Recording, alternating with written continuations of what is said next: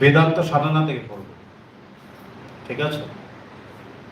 এবং বেদান্ত সাধনার থেকে আমার ইচ্ছে, এখন জানি না আলটিমেটলি কি হয়, যে গত বছর যখন জুমে ক্লাস হয়েছিল তখন বেদান্ত সাধনা থেকে মাঝে মাঝে পড়া হয়েছিল, কোনো সময় 15 নম্বর চিঠি, কোনো সময় 17, 27, এরকম বেশ কয়েকটা চিঠি পড়েছিলাম। তো এবার আমার ইচ্ছে আছে যে সিরিয়ালি পড়ব, 1, 2 করে। তা প্রতি বুধবারে বেদান্ত সাধনা পড়বো, আর রবিবারে যে ক্লাসটা হয় সেটাতে হয় কথামৃত বা যেমন হয়, যেদিন যেমন হয় তেমন করবো। তো এটা আমার ইচ্ছে, এখন আলটিমেট জানি না, ইচ্ছে রইল। এবং আজকে কথা বলতে বলতে আমি শুধু বাংলাতে ক্লাস নেব না।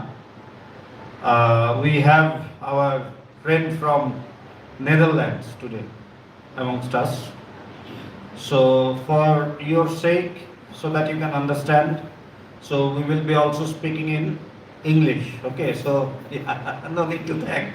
So it will be a mixture of Bengali and English. মাঝে মাঝে বাংলাতে বলবো, আবার মাঝে মাঝে ওর জন্য আমার ইংলিশে বলতে হবে। এখন আবার সবাই আসতে শুরু করেছে। এরপরে নেদারল্যান্ডস থেকে একটা গ্রুপ, নেদারল্যান্ডস থেকে আর একটা গ্রুপ আসবে। স্পেন থেকে কয়েকদিন আগে একটা গ্রুপ ঘুরে গেল। আবার কালকে বাকাইটারির থেকে আসবে, আগামীকাল একজন। এখন আবার সব ভক্তদের যেহেতু কোভিডটা কমেছে, তাই আবার আনাগোনাটা শুরু হচ্ছে। So today I will be reading a letter from Vedanta Sadhana, the book whose English version is The Path to Realization. So those are the letters, a compilation of letters which were written by Swami Pavitranandaji, Bhagavan's master, to Bhagavan.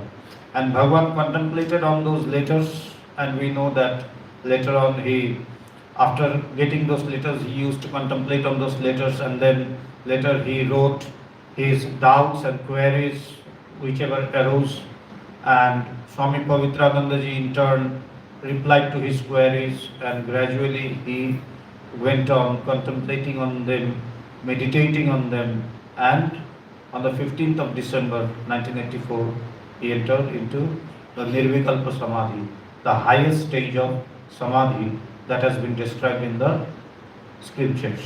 Okay. তা একটা জিনিস মনে রাখতে হবে এই বেদান্ত সাধনা পড়ার সময়, যে এটা কিন্তু শুধু একটা বই না। কেন?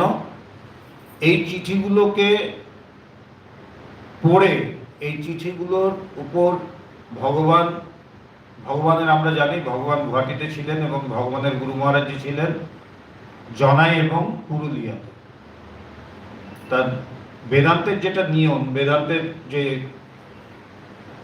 গ্রামার, সেটাতে কি বলা হচ্ছে, যে বেদান্ত এই মানে ব্রহ্মজ্ঞান বা আত্মজ্ঞান লাভ করতে হলে, যেটাকে সহজ ভাষায় আমরা ঈশ্বর লাভ বলছি, তা যখন অদ্বৈত বেদান্তের ভাষায় বলা হচ্ছে, এই ঈশ্বর লাভকেই বলা হচ্ছে আত্মজ্ঞান বা ব্রহ্মজ্ঞান বা স্বরূপ উপলব্ধি।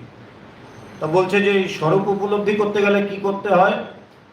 গুরুর নিকটে বসে, গুরুর পাদদেশে বসে এই বেদান্ত শ্রবণ করতে হয়।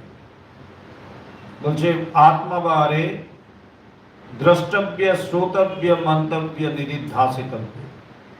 এই আত্মার কথা, এই স্বরূপের কথা কি করতে হবে? শ্রোতব্য, শুনতে হবে, শ্রবণ। মন্তব্য মানে মনন করতে হবে। আর নিদিধ্যাসিতব্য মানে তার নিদিধ্যাসন মানে ধ্যান করতে হবে। এক মনে একাগ্র চিত্তে সেই কথাগুলোকে নিয়ে ধ্যান করতে হবে।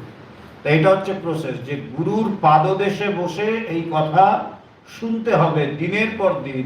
গুরুর পাদদেশে বসে এই বেদান্ত তত্ত্ব, এই আত্মতত্ত্ব, এই ব্রহ্মতত্ত্ব শুনতে হয়। তারপর যেগুলো আমি শুনলাম সেগুলো আবার মনন করতে হয়, এবং মনন করবার পর এই মননের মধ্যেই আমাদের সন্দেহ আসে, আমাদের শঙ্কা আসে। সেগুলো আমরা আবার গুরুর কাছে আমরা গিয়ে সেই শঙ্কাগুলোকে আমরা বলি, এবং তিনি আবার আমাদের এই শঙ্কা বা সন্দেহ নিরসন করে। এবং এই নিরসন করতে করতে আমরা এমন একটা জায়গায় পৌঁছাই যেখানে আমি দেখছি যে আমার মধ্যে এই এক তত্ত্ব ছাড়া, এই এক বেদান্ত তত্ত্ব ছাড়া, বা বেদান্ত তত্ত্বের যে মূল কথা যে অহম ব্রহ্মাস্মি, আমি সেই ব্রহ্ম, এই কথাটা ছাড়া এই একটাই ধারণাতে আমি উপনীত হই। মনে রাখতে হবে এখনো কিন্তু ধারণা, এই একটা স্থির ধারণাতে আমি উপনীত হই যে কি, আমি সেই ব্রহ্ম, আমি সেই নিত্য শুদ্ধ বুদ্ধ মুক্ত আত্মা। এবং তখন আর অন্য কোনো চিন্তা থাকে না, তখন অন্য কোনো সন্দেহ, অন্য কোনো শঙ্কা থাকে না। কেন? গুরু আমার শঙ্কা ধীরে ধীরে ধীরে ধীরে একের পর এক নিরসন করতে থাকে। এবং এই নিরসন করতে করতে কি হয়, আমি এমন একটা জায়গায় আসি যখন আমি দেখি যে আমার মধ্যে আর কোনো সন্দেহ নেই, এবং তখন আমি এই স্থির সিদ্ধান্তে পৌঁছাই যে আমি সেই নিত্য শুদ্ধ বুদ্ধ মুক্ত আত্মা। এবং তখন আমার সারাদিনের যে কার্যকলাপ থাকে সেই কার্যকলাপের মধ্যেই এই চিন্তা কিন্তু আমার অবিরলভাবে চলতে থাকে, কন্টিনিউয়াসলি। আমি যাই করি না কেন, আমি যেখানেই থাকি না কেন, এই চিন্তাগুলো, এই যে একটাই চিন্তা, অনেক চিন্তা না কিন্তু এই একটাই চিন্তা, এই যে স্থির সিদ্ধান্তে আমি পৌঁছালাম যে ইয়েস, আমি সেই নিত্য শুদ্ধ বুদ্ধ মুক্ত আত্মা, অহম ব্রহ্মাস্মি, এই ধারণা আমার মধ্যে নিরন্তর প্রবাহিত হতে থাকে।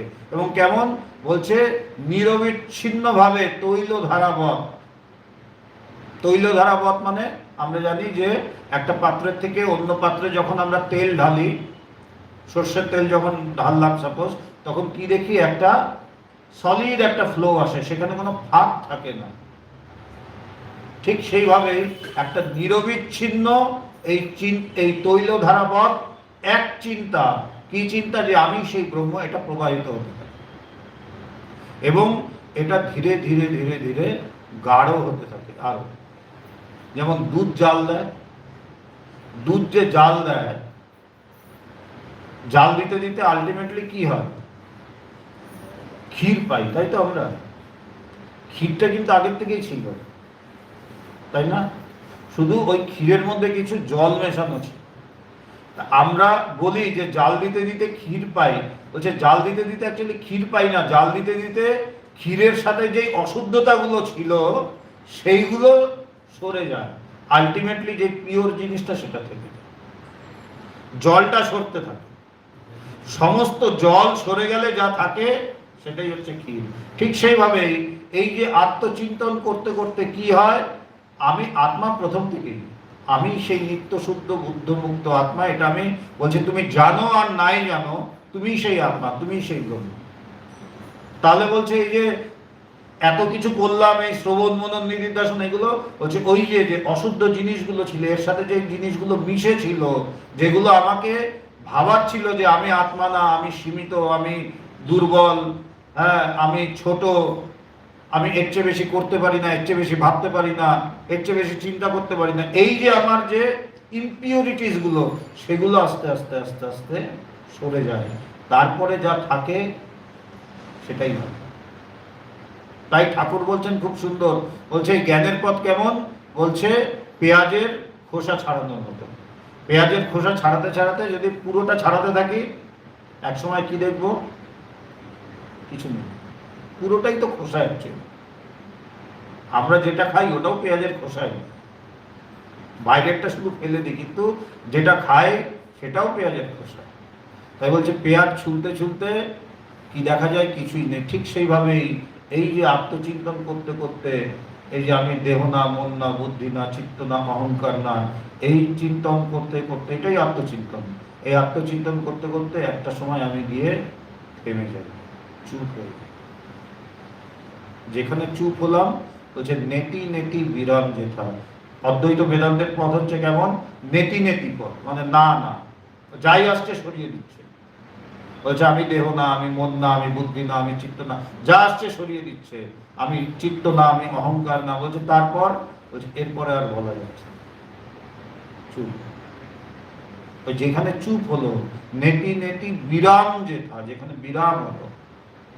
কেন বিরাম হয়ে গেল, আমি আর পাচ্ছি না, কিছু নেই, যেখানে সব শেষ সেটাই হচ্ছে জগৎ। এই হচ্ছে প্রসেস। কিন্তু মনে রাখতে হবে, ভগবান গুয়াহাটিতে ছিলেন, তার গুরু মহারাজজি ছিলেন জনাই এবং পুরুলিয়াতে। তিনি গুরু মহারাজজি শুধু চিঠিকে নিয়ে তিনি এই প্রসেস শুরু করলেন। যেটা গুরুর পাদদেশে বসে করতে হয় সেটা তিনি এত দূরে থেকে শুরু করলেন, এবং শুরু করে করতে করতে যখন তিনি এই সাধনায় রত হলেন, তারপর একদিন তার মনে হলো কি যে না, এইভাবে হবে না, আমাকে ছুটি নিয়ে বসতে হবে। কেন? আমাকে জানতেই হবে। এতদিন অফিসে চলছিল, সব চলছিল, কিন্তু তিনি তখন ঠিক করলেন যে না, আর না, এবার একে জানতেই হবে। এই যে একটা তৃষ্ণা বা একটা প্রচন্ড খিদে বা মানে প্রচন্ড জিজ্ঞাসা যে না, আমাকে জানতেই হবে এটা, তখন তিনি কি করলেন? 7 দিনের ছুটি নিলেন অফিস থেকে। ছুটি নিয়ে কি ঠিক করলেন?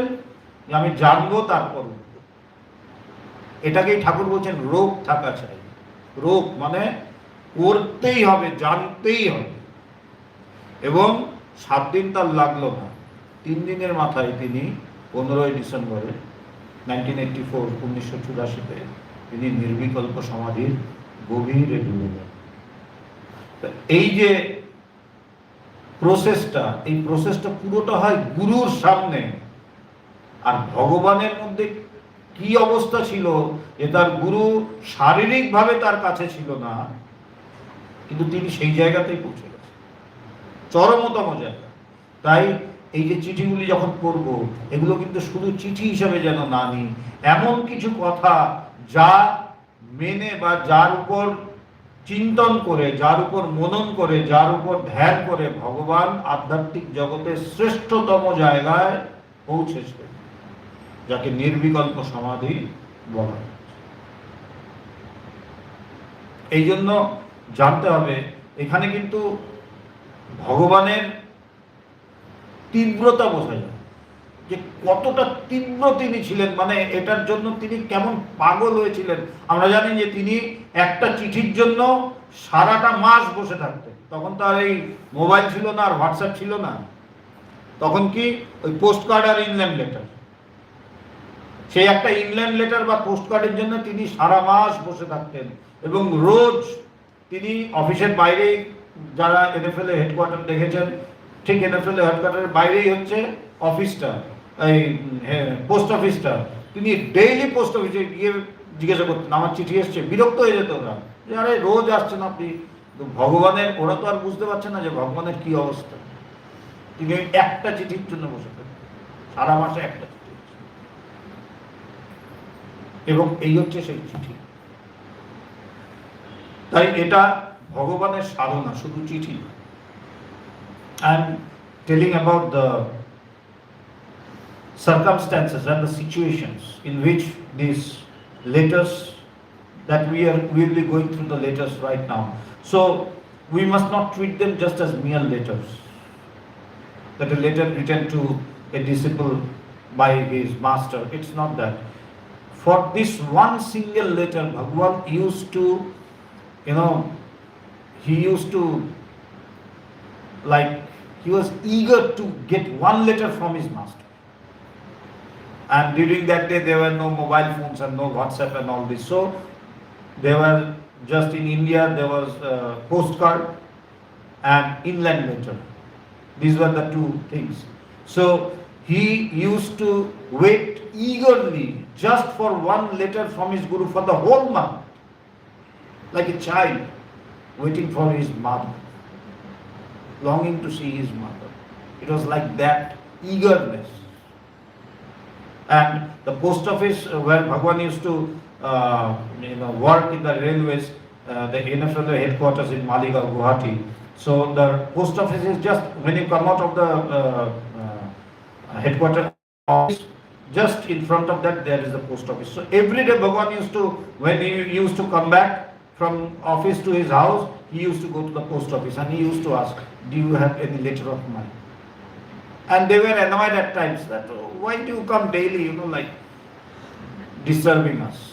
But they couldn't know the situation of Bhagavan, that how eager he was just to get a few lines from his master.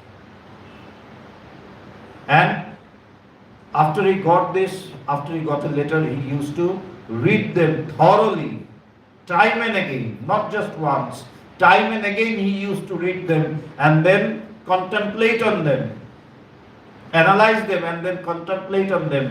And whenever there were any doubts or any questions, he used to put it forward through another letter to his master, and he again waited eagerly for the answers to come.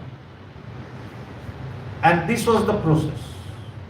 Because the process, as we know in Vedanta, is that you have to hear about the nature of yourself. You have to hear about yourself time and again from the Guru.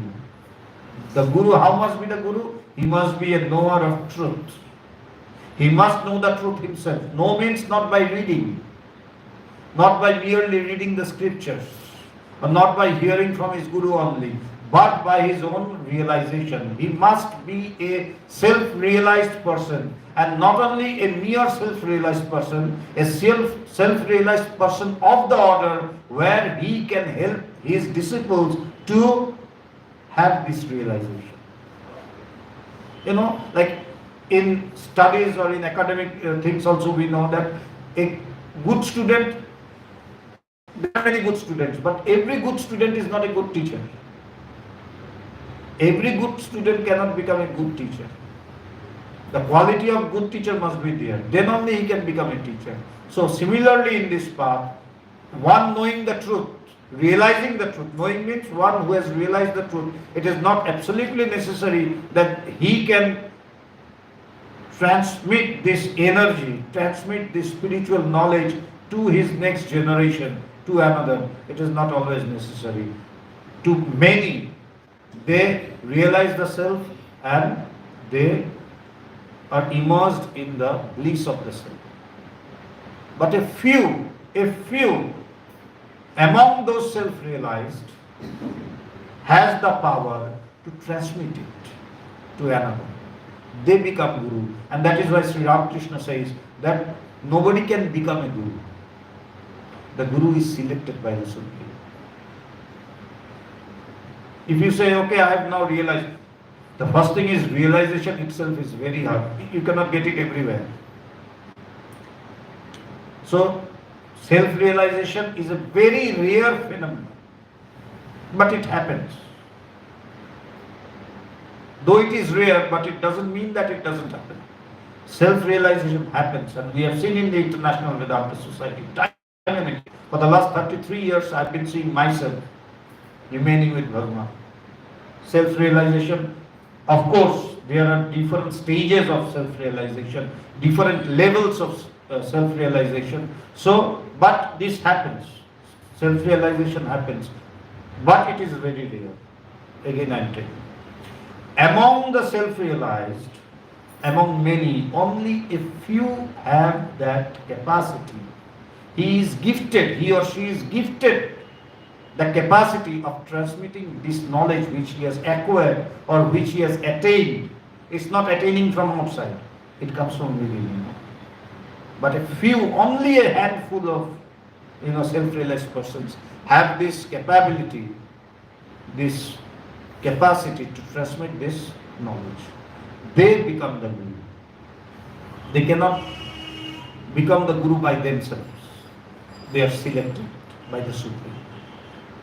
So, you have to listen about this self from your master time and again, sitting at his feet with all your respect, all your faith, all your reverence. You have to time and again listen to him and then analyze what you have heard. Put forward your doubts if you will be having them, because it's something which is just in contrast to the things we hear or see externally. And the Guru goes on emancipating your doubts, eradicating your doubts, and gradually you come to a single point which is the Samam Bonam of Vedanta, that I am verily the self, the deathless, the ceaseless, the birthless, the eternal, perennial self, which is of the nature of Sat, Chit and Ananda, that is, which is existence absolute, which is knowledge absolute, which is bliss absolute. I am verily that self. You come to this single point. All other things goes away from your mind. And you become really pinpointed just on this to realize this. And this goes on within you that yes, I am verily the self, the birthless, deathless, eternal, immortal self. This goes on within spontaneously, without any break. So this spontaneous identical thought about the self, that I am verily the self, goes on within you spontaneously, and this is known as the state of nididhyasana, that is the meditative state. The first one where you are hearing from your Guru is Shravan, you hear, then Manan where you analyze, and then nididhyasana where you meditate on the self. And when this meditative stage, it matures, it gets intensified, this spontaneous thought about the self gets intensified, then you enter into samadhi. That is, the thoughts, it is still a thought. See, that I am verily the self, it is still a thought, an idea to you. But as you go on contemplating on it time and again, spontaneously, this single thought, it stops, it ceases, and you become Brahman. You realize Him. How do you realize Him? Not externally, but from within. You become the self. So, this is the process, normal process. But think about Bhagavan. His Guru, 1,000 kilometers away, in Howrah, that is, he was in Janai, that is in Howrah and Purulia, which is almost more than 1,000 kilometers away, and he was in Guwahati. And he used to perform all this Shravan, Manan, Nididhyasana based on these letters only. Just a few lines of his master. So you can imagine the eagerness of Bhagavan to know the self. How eager he was. That a self-realized person needs the physical presence of his Guru in front of him. He did not. Bhagavan did not require. Yeah, of course. In a year, once in a year, he used to visit his master, and those were like 4 or 5 days only, because he was working in the railways, Bhagavan. So he had to go back. So that was all he could get from his master. How much? 3 or 4 days in a year. So it is 78. The first letter is written in 78, and his master left his physical body in the year 1985. So it makes 7 years. 7 into, make it 5 days a year. Okay, not 4, 5 days. 35 days only with his master. And today he has reached a point where the whole world is coming to him and addressing him Bhagavan. He has reached to that point. So it is possible. And now if we make excuse, okay, now this is because of this, that is because of that. Those are lame excuses. আমরা অজুহাত দিই। ভগবান 1000 kilometre দূরে থেকে তার গুরুর সান্নিধ্য সেইভাবে না পেয়ে তিনি এমন এক জায়গায় পৌঁছেছেন যেখানে আমরা ভগবান বলে তাকে সম্বোধন করতে বাধ্য হচ্ছি। কেন? ভগবান বলতে যা বোঝায় সেই জিনিসগুলো তার মধ্যে দেখছি যে তার কাছে এসে মানুষ মুক্ত হচ্ছে। কোনো সাধনা ছাড়া মানুষ মুক্ত হচ্ছে তার কাছে এসে। এবং এই জায়গায় পৌঁছাতে তিনি মাত্র 30 থেকে 40 দিন তার গুরু মহারাজকে পেয়েছিলেন শরীরে, বাকি সবই চিঠি।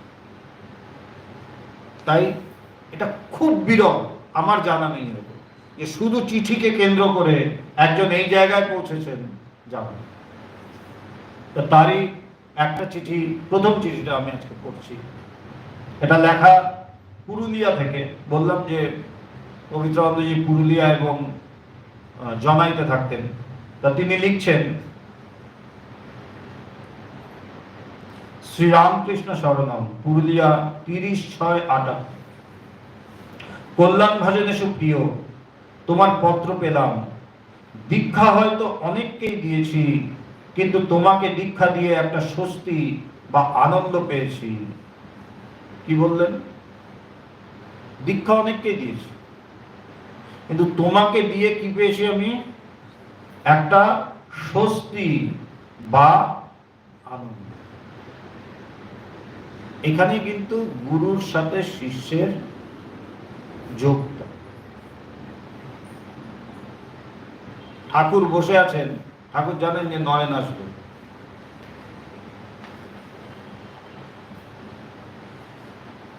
আমরা আচার্য শঙ্করের জীবনে পাই, তার গুরুদেব গোবিন্দপাদ 1000 বছর ধরে সমাধিস্থ। রাজযোগে এটা করা যায়, শরীরকে বহু বছর রাখা যায়। কেন তিনি শরীর ছাড়েননি? কেন? আচার্য শঙ্করের জন্য অপেক্ষা করছে, যে তাকে তিনি তার যে অনুভূতি লব্ধ যে জ্ঞান, সেটা তিনি বলে দিয়ে চলে যান। তাই গুরু সবসময় এরকম একজনের জন্য অপেক্ষা করে, যে যাকে দিয়ে তিনি খালি হবেন। যেমন স্বামীজিকে দিয়ে বললেন না শেষে, আমরা জানি ঠাকুরের কথা, যে আজকে তোকে সব দিয়ে আমি ফকির হয়ে গেল। তো গুরু কিন্তু এরকম একজনকে খুঁজে, যাকে দেওয়া যাবে, জিনিসটা যাকে দেওয়া যায়। তাই এখানে পবিত্রানন্দজিও বলছেন যে দীক্ষা হয়তো অনেককেই দিয়েছি, কিন্তু তোমাকে দীক্ষা দিয়ে একটা স্বস্তি বা আনন্দ পেলাম।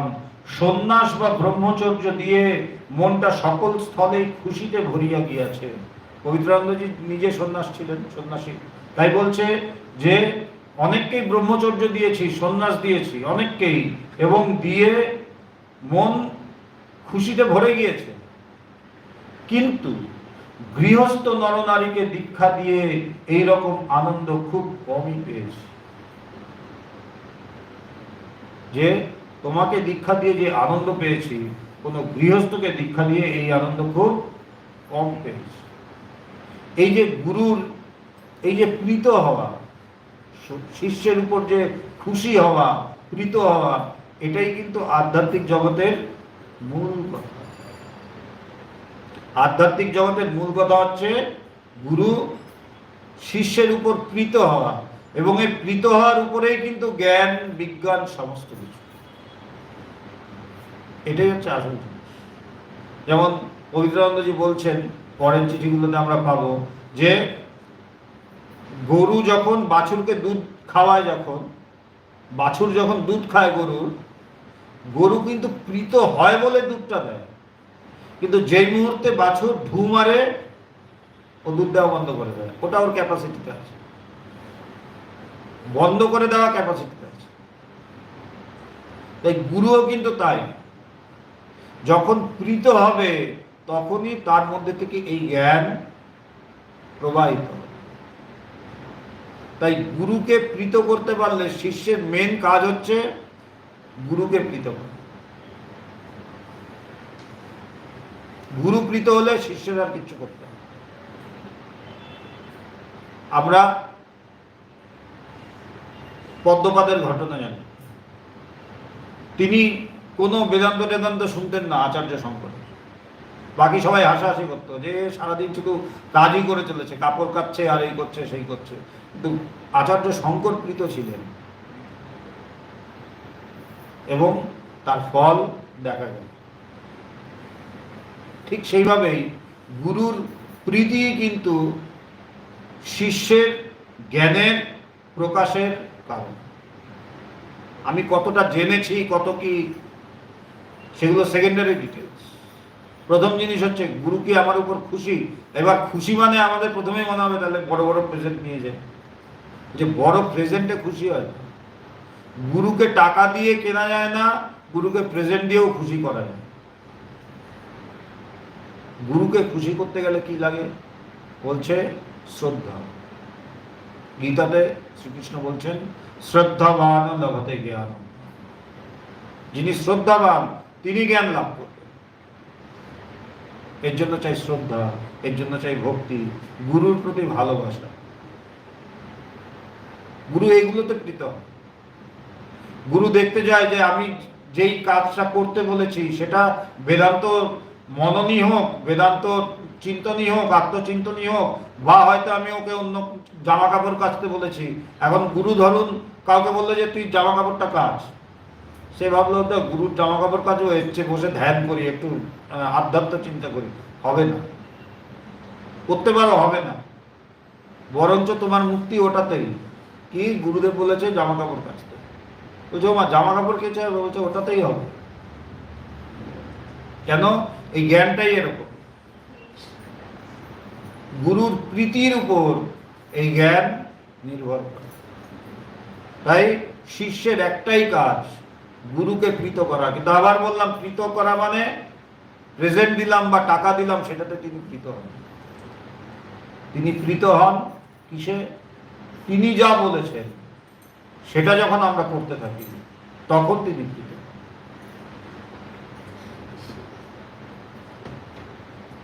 জানিয়া রাখিবে তোমার উপর আমি আস্থা রাখি। কি বলছেন? জানিয়া রাখিবে তোমার উপর আমি আস্থা রাখি। এই যে গুরু শিষ্যের উপর আস্থা রাখছে, এ কি? জেনে রাখবে তোমার উপর আমি আস্থা রাখি, তোমার জীবনে আমি সিওর সাকসেস আশা রাখি। তোমার জীবনে আমি কি করি? সিওর সাকসেস আশা রাখি। সিওর সাকসেস মানে কি? তুমি চাকরিতে বিরাট পদোন্নতি করবে, তোমার বিরাট গাড়ি হবে, বাড়ি হবে। সিওর সাকসেস মানে তুমি আমার কাছে এসেছো কিসের জন্য? গুরুর কাছে যে ঠিক ঠিক জিজ্ঞাসু হবে বা পিপাসু হবে, সে কিন্তু গুরুর কাছে কিসের জন্য যাবে? ঈশ্বর লাভ করে, আত্মজ্ঞান, ব্রহ্মজ্ঞান বা ঈশ্বর লাভ করে। তাই সিওর সাকসেস মানে তুমি যা চাইছো আমার কাছে। যেমন পবিত্রানন্দজি জিজ্ঞাসা করেছিলেন ভগবানকে যে তোমার নেক্সট প্রমোশন কি? ভগবান ছোটবেলার থেকে ওরকমই, তা বলছে আমি আপনার কাছে প্রমোশনের জন্য আসিনি। পবিত্রানন্দজি বুঝেছেন ঠিক। তাই সিওর সাকসেস মানে তুমি যার জন্য আমার কাছে এসেছো, যে ঈশ্বর লাভ বা আত্মজ্ঞান, সেই ব্যাপারে আমি সিওর সাকসেস আসি, যে তুমি এই জ্ঞান লাভ করবেই করবে। This path of spirituality, it depends upon the love between the guru and the disciple, because it is transmitted, this spiritual energy is transmitted from one heart to another. It depends on nothing else but upon this love. So if you can please your guru, please means not by giving him gifts or money or not by anything external, but by your belief, your faith, your devotion. These are the things, when the guru sees these things in the disciple, he is very pleased. He loves that disciple who has that belief, that devotion, that sincerity. He loves him. He loves everybody. But, like a student who is very meritorious and who is always very concerned about his studies, he is along with other 50 students in the class. But the teacher who is teaching, he is teaching everyone, but he knows that this child, this student is very serious. Whatever I teach, he is ready to grasp it. And there are some others who will just hear it, okay, it's okay. Even if I don't understand, there is no harm. So, the teacher will undoubtedly love this student because he knows that he is ready to grasp what I am giving. He is ready to receive what I am giving, and then he will multiply it. He will increase it. Similarly, the guru looks for such disciples who are really sincere, who have that dedication, that urge, that spiritual urge, that earnestness to know the self. And if you can develop that sense, that feelings in the Guru, you are done. You need to do nothing else. Because it is out of that feelings from the Guru that the spiritual energy will flow to you. This love.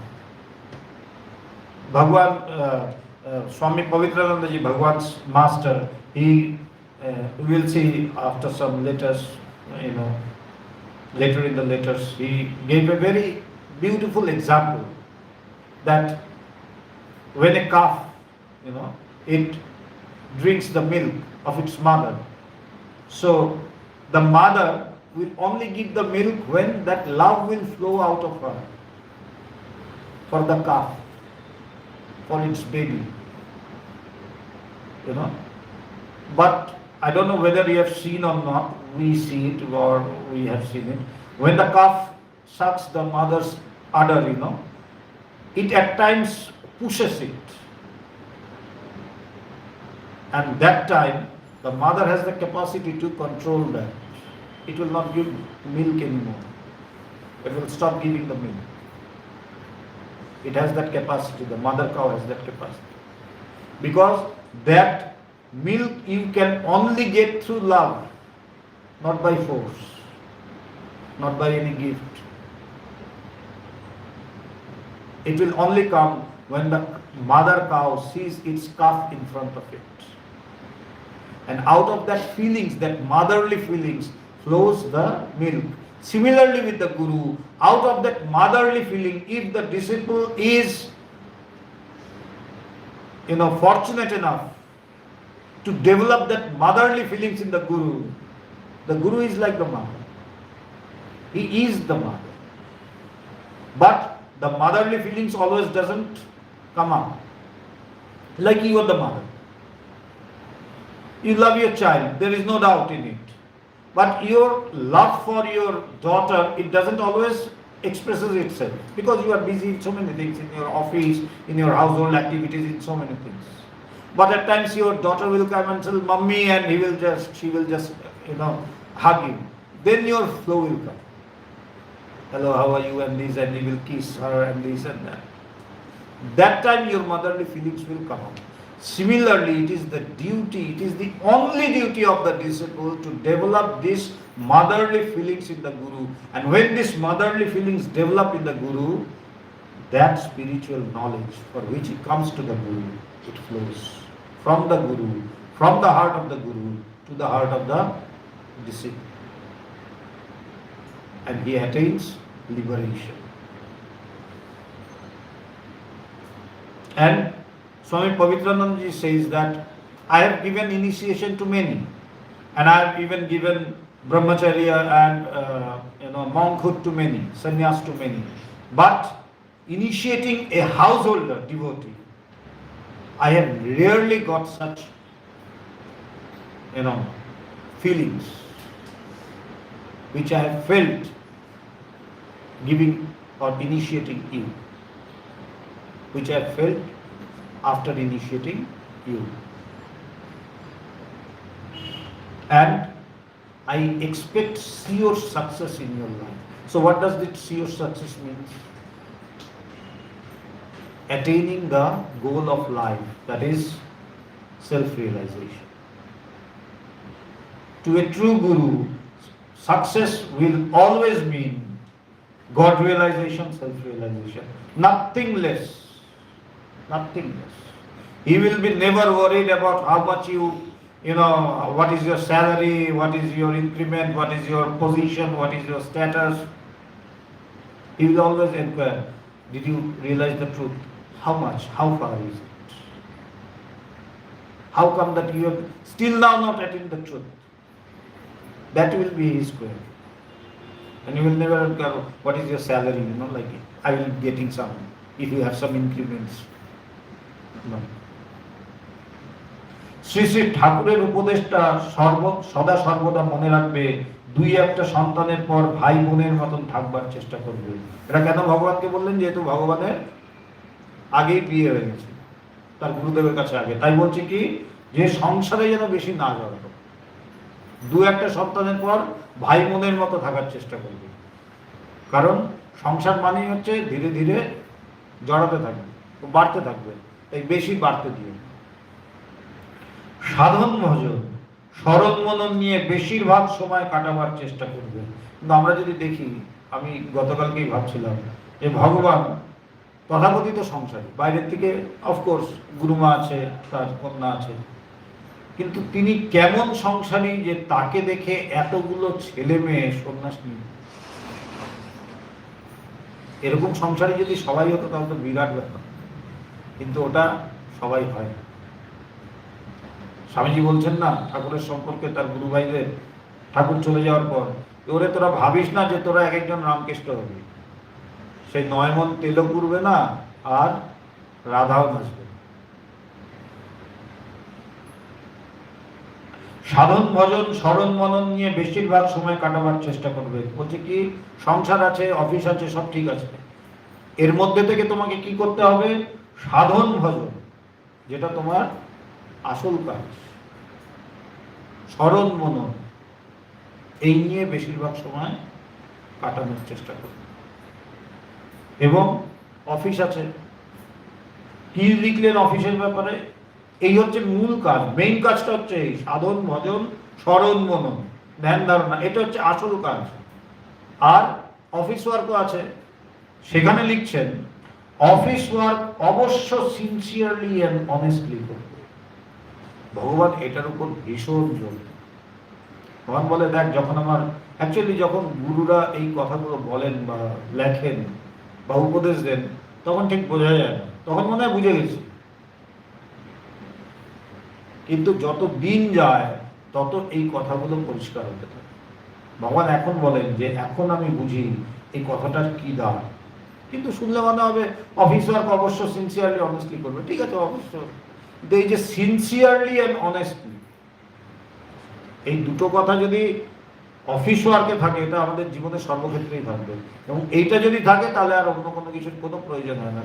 কাকে কি করতে হবে, কেমন ভাবে চলতে হবে, আর বলার কোনো প্রয়োজনই পড়ে না। কি দুটো শব্দ বলছে, সিনসিয়ারলি অ্যান্ড অনেস্টলি। সিনসিয়ার মানে নিষ্ঠার সাথে, আর অনেস্টলি মানে সততার সাথে। এই দুটো জিনিস যদি আমাদের মধ্যে থাকে, আমাদের স্বভাবে, কি সততা এবং নিষ্ঠা, তাহলে যে কোনো ফিল্ডে হোক, শুধু এখানে অফিস ওয়ার্কের ব্যাপার লিখেছে, কিন্তু বলছে সেটা শুধু অফিসে না, এমনকি আধ্যাত্মিক জগতেও এই দুটোই হচ্ছে আসল জিনিস। কি, এক হচ্ছে সততা আর এক হচ্ছে নিষ্ঠা, যে আমি এটা করব তো করব নিষ্ঠার সাথে। তাই বলছে এই দুটো শব্দ খুব খুব গুরুত্বপূর্ণ শব্দ। এরপরে আমরা আস্তে আস্তে যখন আরো এগোতে থাকবো, তখন আমরা দেখবো আরো বেদান্তের গভীর গুরু তত্ত্ব স্বামীজি বোঝাচ্ছেন, পবিত্রানন্দজি বোঝাচ্ছেন। কিন্তু তার আগে এই যে দুটো শব্দ লিখলেন, এই দুটো শব্দও কিন্তু ওই কথাগুলোর থেকে কোনো অংশেই কম। কি, যে অফিস ওয়ার্ক অবশ্য সিনসিয়ারলি এবং অনেস্টলি করবে। আমার মনে আছে একজন এখানে আসতেন, সে ওই ভগবান তখন ওই 4টা 4:30 যেমন এমন সময় কথা বলেন, ওই সময় কথা বলেন, তো অফিস থেকে আগে আগে বেরিয়ে আসতেন, কারণ 4:30 আসতে গেলে অফিস থেকে তাড়াতাড়ি বেরোতে হবে। তো ভগবান জিজ্ঞেস করলেন, তোমার অফিস নিয়ে, বলছে তাড়াতাড়ি বেরিয়ে আসে, বলছে আসবেন। আমার কাছে তাড়াতাড়ি আসার জন্য অফিস থেকে তাড়াতাড়ি বেরোনোর প্রয়োজন নেই, অফিস ওয়ার্ক পুরোটা করে তারপর যতটুকু সময় পাওয়া আসে, এই যে ব্যাপার। কিন্তু এগুলো আমরা করি এবং ভাবি ঠিকই করেছি, কিন্তু পবিত্রানন্দজি বলছেন না, ঠিক না। কারণ তুমি যদি ওখানে ফাঁকি দাও, তোমার অন্যান্য জায়গাতেও ফাঁকি চলে আসবে, ফাঁকি চলেই আসবে। আরেকটা মনে আছে আমার, এরকম প্রচুর ঘটনা, কিছু কিছু মনে থেকে যায়। যেমন তখন পুরনো মায়ের বাড়ি, এখানে এইটুকুই প্রেয়ার হলটা ছিল, আগে যা নিশ্চিত দেখছি, তখন এখানে যেই ছোট্ট চৌকিটা ছিল ওখানে বসে থাকতেন। তা ক্লাস শেষ হয়েছে, সবাই যাচ্ছে, তা একজন মহিলা এসছে তার বাচ্চা ছেলেকে নিয়ে, তা বলছে, ভগবান একটু ওনার ছেলেটার মাথায় হাত দিয়ে দিন। বলছে কেন? বলছে সামনে ওর পরীক্ষা আছে, যেন পরীক্ষাটা ভালো হয়, একটু মাথায় হাত দিন। আমাদের ধর্ম সম্পর্কে এইসবই ধারণা থাকে। গুরুদেবের কাছে যাব, গুরুদেব মাথায় হাত দেবে, ছেলের পরীক্ষা হয়ে যাবে, মেয়ের বিয়ে হচ্ছে না মাথায় হাত দেবে, মেয়ের বিয়ে হয়ে যাবে, সব। আমার শরীর খারাপ, মাথায় হাত দেবে, শরীর ঠিক হয়ে যাবে, এটাই আমরা জানি। কিন্তু ভগবান কিন্তু এটা প্রথম থেকেই শিখিয়েছে যে এগুলো করবে না। এখনো শরীর খারাপ হলে প্রথমে বলে ডাক্তার দেখো, যদি শরীর খারাপ হয় ডাক্তার দেখো। তা সেই মা এসে যেমন হয় ভগবানকে বলেছে যে আমার ছেলেটার মাথায় একটু হাত দিয়ে দিন। বলছে কেন? বলছে সামনে পরীক্ষা, কেন রেজাল্টটা ভালো হয়। ভগবান গম্ভীর হয়ে বললেন, যদি চাও যে ছেলের রেজাল্ট ভালো হোক, কালকের থেকে ছেলেকে নিয়ে সন্ধ্যাবেলায় পড়তে বসবে, আর যখন ছেলেকে সামনে নিয়ে পড়তে বসবে, আর যখন ছেলে পড়বে তখন টিভি দেখবে, তুমিও ছেলের সামনেই বসবে। আমরা বসি কিরকম, ছেলেকে বলে পড়, এটা পড়ে এর সিরিয়ালটা একটু দেখতে হবে। তারপরে গিয়ে দেখলাম ছেলে পেন্সিল আর স্কেল নিয়ে খেলছে, দিলাম দুম করে এক মা, পড়, আবার নিজে এসে আবার সিরিয়াল দেখতে হবে। ছেলে বলতে পারে না, আজকালকার ছেলে মেয়ে হলে বলে দেবে তুমি তো টিভি দেখছো। আমাদের সময় আমরা বলতে পারতাম না, কারণ মা মেরে যেত, আমরা মা খেয়ে যেতাম, এটা ছিল আমাদের স্বভাব। মুখের উপর বলতে গেলেই আর বার দেবে। এখন তো আর ওগুলো করে না, এখন মুখের উপরই বলে দেবে। তো ভগবান বলছেন যে না, ওটা করবে না। যদি চাও যে ছেলে ভালো রেজাল্ট করবে, ছেলেকে নিয়ে পড়তে বসাবে এবং নিজে সামনে বসে থাকবে, টিভি দেখবে। এটা হচ্ছে সিনসিয়ারিটি, এটা হচ্ছে অনেস্ট। ধ্যানের উপর স্ট্রেস দেবে, বলছে কি ধ্যানের উপর জোরটা দেবে। কেন? ধ্যান মনটাকে শান্ত করার একটা উপায়। আর যেমন যেমন মন শান্ত হবে তেমন তেমন আমার মধ্যের যে ভেতরের যে ব্যাপারগুলো, আনন্দ, শান্তি, জ্ঞান, এই জিনিসগুলো প্রকাশ হতে পারে। আমি যেমন যেমন শান্ত হব তেমন তেমন আমার ভেতরে যে অনন্ত জ্ঞান, অনন্ত জ্ঞানরাশি, অনন্ত প্রেম, অনন্ত আনন্দ, এই জিনিসগুলো আমি বুঝতে পারবো। তখন আমি যদি নাও বুঝি তাও আছে, কিন্তু তখন বাইরে খুঁজবো। আর যখন শান্ত হব তখন দেখতে পাবো। যেমন শান্ত জলে নিচে কি আছে জলে দেখা যায়, একদম পরিষ্কার দেখা, জল যদি শান্ত হয়।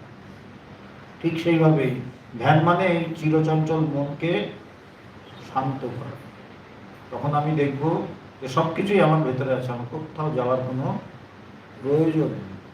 তাই বলছে যে ধ্যানের উপর স্ট্রেস দেবে, এবং এই ধ্যানই যখন গভীর হবে, গভীর থেকে গভীরতম হতে থাকবে, তখন এই ধ্যানের গভীরতাতেই সমাধি আছে। ধ্যান গিয়ে সমাধিতে লয়। সদা সর্বদা একটা নিশ্চিন্ত ভাব রাখবে যে শ্রী ঠাকুর ও মা পেছনে আছে। আমরা সবসময় কিছুটা ধরতে চাই, তো তা বলছে এটা মনে রাখবে সবসময় যে ঠাকুর বা মা আমার সাথে আছে, বাস তুমি নিশ্চিন্ত থাকো। কারণ শিশু যেমন মার সাথে থাকলে বাস ও আর কিচ্ছু জানে না, মা আছে মানে সারা পৃথিবী ওর সাথে। ঠাকুর যেমন খুব সুন্দর উদাহরণ দিচ্ছেন যে অনেক বাড়িতে থাকে না যে ঝিরা যখন কাজ করে বাচ্চা ছেলেকে নিয়ে যায়, কোথায় রাখবে, তার সাথে নিয়ে যায়। তা এরকম মা বাড়িতে কাজ করে, বড় লোকের বাড়িতে কাজ করে, সে তার ছেলেকে নিয়ে গেছে। তা যার বাড়িতে কাজ করে সেই বাবুর ছেলেও ওরই সমান। তা দুজনে মিলে খেলতে থাকে, তা খেলতে খেলতে হঠাৎ ঝগড়া লেগেছে, দুই ছেলেতে ঝগড়া লেগেছে দুজনে। তা যে বাবুর ছেলে, মালিকের ছেলে, তাকে ওই ঝিয়ের ছেলে বলছে বেশি করবে না, আমার মা আছে কিন্তু, মাকে বলে দেবে। ও জানেও না যে ওর মা যে ওর বাড়িতে কাজ করে, ওর জানার প্রয়োজন নেই। ও শুধু একটাই জানে কি, আমার মা আছে, মাকে বলে দেবে, ওইটা তার জোর। ঠিক সেইভাবেই স্বামী পবিত্রানন্দজি বললেন সদা সর্বদা একটা নিশ্চিন্ত ভাব রাখবে যে ঠাকুর মা আমার পেছনে আছে। যেমন আমরা এখানে জানি যে কি ভগবান আজকেই বলছিলেন 10 তারিখে আমাদের যে অনুষ্ঠান, বলছে দেখ 10 তারিখে আমি গেস্ট আর্টিস্ট, আমি এক্সট্রা, তোরা হচ্ছিস মেইন আর্টিস্ট, আমি হচ্ছে এক্সট্রা। তা আমরা হাসলাম, এসে বললাম ভগবান তুমি মেইন আর্টিস্ট, আমরা এক্সট্রা। বলছে আমার না গেলে কিছু, আমাদের না ভগবান তুমি আসল জিনিস হচ্ছে তুমি। এই যে সাথে ভগবান আছে, এই যে আমাদের একটা জোর, ভগবান আছে এবং ওই জোরেই কিন্তু সবকিছু, ওই জোরেই সবকিছু। এই যে বলছি এখানে ঈশ্বর লাভ হয়, এটা সত্যেরও সত্য। জোরটা কোথায়? যে ভগবানের কাছে গিয়ে তো হয়েছে ঈশ্বর লাভ, এখনো হচ্ছে আত্মজ্ঞান, ঈশ্বর লাভ, ব্রহ্মজ্ঞান।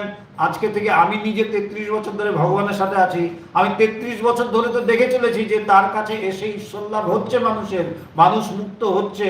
তা আমার জোরটা কোথায়? আমি জানি তো ভগবান আছে, ভগবানের কাছে গিয়ে এটা হয়, এটা আমার জোর।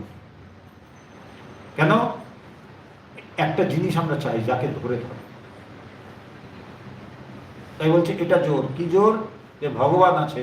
তাই পবিত্রানন্দজিও বলছেন যে সদা সর্বদা একটা নিশ্চিন্ত ভাব রাখবে যে শ্রী ঠাকুর ও মা পিছনে আছেন, ভুলেও কাহারও অকল্যাণ চিন্তা পর্যন্ত করবেন। অকল্যাণ করার কথা বলছে না, অকল্যাণ চিন্তা করা। কেন? অন্যের অকল্যাণ চিন্তা করতে করতে আমি নিজেই কিন্তু অকল্যাণ করে বসি। নিজের অকল্যাণটাই সবচেয়ে বেশি হয়। কেন নিজের অকল্যাণ সবচেয়ে বেশি হয়?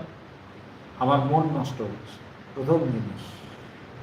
ভগবান লিখলেন রোধ করতে হবে অপচয়। আমি যখনই অন্যের অমঙ্গল চিন্তা করছি, প্রথম জিনিস হচ্ছে আমি কি করছি? আমার মনের অপচয় করছি। আমি ঈশ্বর চিন্তা করতে পারতাম সেই সময়টা, আমি কি করলাম?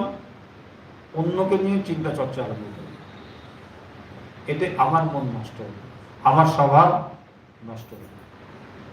তাই বলছে করবে না।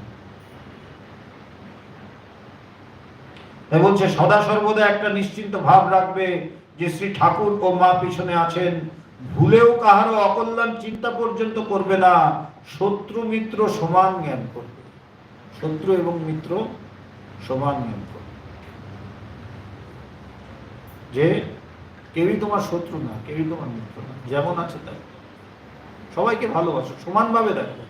কিন্তু বলাটা যেমন সহজ, এক লাইনে লিখে দিলেন পবিত্রানন্দজি, আমরা জীবনে এটা করতে গিয়ে কি দেখব? যাকে শত্রু বলে ভাবি তার নাম শুনলেও আমার মেজাজ গরম হয়। এটাকে জীবনে আনা সাধনা। শত্রু এবং মিত্রকে সমান ভাবা। অ্যাকচুয়ালি এটা হয় যখন ঈশ্বর লাভ হয়, তার আগে অ্যাকচুয়ালি এটা হয় না। চেষ্টা করতে হয় না বলে বসে থাকলে তো হবে না, চেষ্টা করতে হয়। কিন্তু ঠিক ঠিক সেই জায়গায় আমি পৌঁছাবো যখন, যেখানে আমি গিয়ে শত্রু এবং মিত্র আমার সমান জ্ঞান হবে, সেটা হচ্ছে একমাত্র যখন ঈশ্বর লাভ করব। So here Swami Pavitrananda is advising Bhagavan how to lead a life. That you must give stress on meditation, you must give stress on chanting his name, you must give stress on your austerity, on your sadhana, but at the same time carry out your office work with honesty and sincerity. These two words Bhagavan has stressed time and again. Because if you have this honesty and sincerity, if you can carry your office work with honesty and sincerity, this will become your habit. And if you are insincere in your office work, that insincerity will reflect in every aspect of your life, even in the spiritual life. So, honesty and sincere. So he says that carry out your office work honestly and sincerely, and give stress on meditation, and consider everyone as equal. There must be no preference about your friends or foes. I like him, I dislike him, no. Because those are chains which will enchain you. Thinking someone as an enemy enchains you. Even thinking someone as a friend, that also enchains you. So treat everyone equally. No friend, no foe. And always be assured that God is with you. Like, whenever you ring from abroad, Swamiji, how are you and everything? How is Bhagavan? Okay, and if you can see in video call, during video call, if you see once, you see Bhagavan, you are very satisfied, you are very happy. But okay, at least I have seen Bhagavan. So that is our strength. So here Pabitranandaji is telling to Bhagavan that be assured that Thakur Sri Ramakrishna and Mother Sarada Devi is always with you. That is the strength. সৎ চিন্তা করলে শ্রী ঠাকুর শক্তি যোগান। কি বলছে? সৎ চিন্তা করলে, সৎ চিন্তা মানে সৎ হচ্ছে ঈশ্বর। ঈশ্বর আত্মা বা ব্রহ্মকে সৎ বলে। কেন? যিনি ছিলেন, আছেন, থাকবেন, তাকেই সৎ বলা। যার মধ্যে কোনো কালেই কোনো পরিবর্তন হয় না, তাকে সৎ। তাই বলছে সৎ চিন্তা করলে মানে ঈশ্বরের চিন্তা করলে কি করেন? শ্রী ঠাকুর শক্তি যোগান। কেন? আমি সৎ চিন্তা করা মানে ঠাকুরের চিন্তাই তো করেন। স্বামীজি বলছেন সৎ চিন্তাই তোমার রক্ষাকারী শক্তি। কেন সৎ চিন্তা তোমার রক্ষাকারী শক্তি? তুমি যখনই সৎ চিন্তা করছো তুমি শান্ত হচ্ছ, আর যখনই শান্ত হবে তখন তোমার বিপদ কমে আসবে। বেশিরভাগ ক্ষেত্রে কি দেখি, এই যে অ্যাক্সিডেন্টগুলো হয়, দুম করে মারা গেল, কি হেভি স্পিডে বাইক চালাচ্ছিল, মানে প্রচন্ড চঞ্চল হয়ে গেছে। এবং এগুলো কোন সময় দেখা যায়? পুজো টুজোর সময় বেশি দেখা যায়। কেন? বন্ধু বান্ধবরা সব মিলে বাইক নিয়ে চলছে, ছুটছে, কেউ 100-120 করতে গিয়ে হঠাৎ দেখলাম একটা ছিটকে গিয়ে পড়ে গেল, শেষ। তাই বলছে সৎ চিন্তা করো। কেন? এই সৎ চিন্তা তোমাকে রক্ষা করবে, তোমাকে শক্তি যোগাবে, কেন তুমি শান্ত হবে। সৎ চিন্তা করা মানেই এই যে এখানে সতের চিন্তা হচ্ছে, তা সতের চিন্তা হচ্ছে মানে কি? মন কি এখন চঞ্চল না শান্ত? তো যত সতের চিন্তা করব তত শান্ত হবে, তত শান্ত হবে, তত শক্তি পাবে। সৎ চিন্তা করলে শ্রী ঠাকুর শক্তি যোগান। সাধক জীবনে ধৈর্য অধ্যাবসায় একটা প্রধান অঙ্গ। এটা মনে রাখবে। সাধক জীবনে ধৈর্য এবং অধ্যাবসায়, patience and perseverance, these are the two pillars in the spiritual life. In your austerity, these are the two things that you need most. One is patience. You must be patient. Like you waited 2 years to come due to Corona, but you did not give up. You were ringing, all of you were ringing, Swami, when can we come? Swami, when can we come? Has the government relaxed a bit the rules and everything? So this is patience. Okay, let me see a few more minutes, a few more months, a few more years. So this patience must be there. That is very necessary, because it's not a path where you order something and you get it, like fast food. No, patience is required and perseverance. You have to stick to the goal. You have to persevere. অধ্যবসায় মানে লেগে থাকা। হচ্ছে না বলছে লেগে থাকো। তাই স্বামীজি বলছেন পিউরিটি, পেশেন্স এন্ড পারসিভারেন্স। সততা, যেটার কথা বললো একটা, পেশেন্স ধৈর্য, পারসিভারেন্স অধ্যবসায়, লেগে থাকতে হবে। এই যেমন সেদিকে ধ্যানের ক্লাসে বলা হলো, ধ্যান হচ্ছে না বলে ধ্যান ছেড়ে দিও না, করতে থাকো। বলছে স্বামীজি হচ্ছে না, 2 দিন 3 দিন 7 দিন হয়ে গেল, ধ্যান হচ্ছে না, 10 দিন 15 দিন হয়ে গেল। বলছে ঠিক আছে, হচ্ছে না, কিন্তু লেগে থাকো, ছাড়বে না। করতে করতে হঠাৎ দেখলাম একদিন বেশ ধ্যানটা হলো, অনেক দিন পর স্বামীজি ধ্যানটা হচ্ছে। কিন্তু যদি ছেড়ে দিতাম তাহলে তার এই কথাটা বলতে পারতাম কি? তাই বলছে অধ্যবসায় একটা বিরাট বড়, ধৈর্য এবং অধ্যবসায়। 6টা মাস এইভাবে চালালে দেখিবে অনুভূতির রাজ্যে প্রবেশ করবে। মহাপুরুষরা কিভাবে মানে একেবারে গ্যারেন্টি দিয়ে লেখে। কি বলছেন? 6টা মাস যদি এইভাবে চালাতে পারো, যে অফিস ওয়ার্ক অনেস্টলি সিনসিয়ারলি করবে, এবং এর সাথে ধ্যান ধারণা জপ তপ এগুলো চালাবে, ধৈর্য এবং অধ্যবসায় রাখবে, সৎ চিন্তা করবে, এবং সদা সর্বদা আশ্বস্ত থাকবে যে ঠাকুর মা সাথে আছে। এইভাবে যদি 6টা মাস নিজেকে চালাতে পারো, তাহলেই দেখবে অনুভূতির রাজ্যে প্রবেশ করেছে। তারা একেবারে মানে গ্যারেন্টি দিয়ে কথা বলছে। শ্রী শ্রী মার আশীর্বাদে কুশলে আছি, তোমরা কেমন আছো জানাবে। আন্তরিক স্নেহাশিস জানিবে সকলে, ইতি সতত শুভানুধ্যায়ী মহারাজ।